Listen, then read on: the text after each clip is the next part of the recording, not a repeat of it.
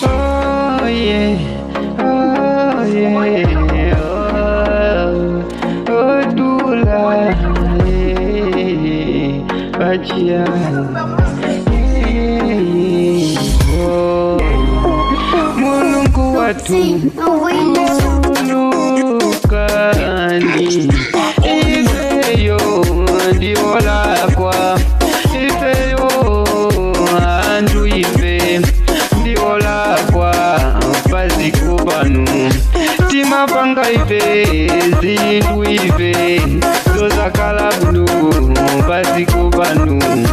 ifeyo mulungu watu kululuka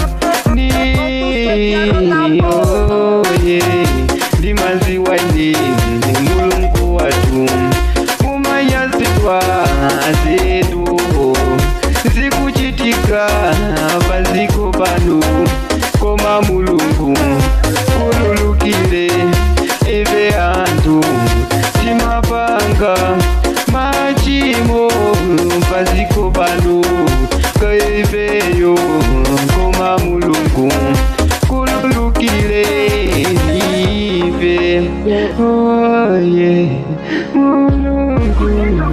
kululukile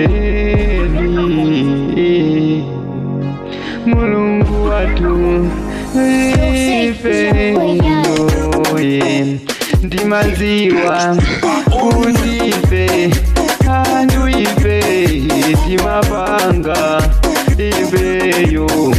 zigololo timapa ife ifantu paziko pano tife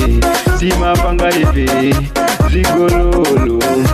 koma mulungu watu kululuka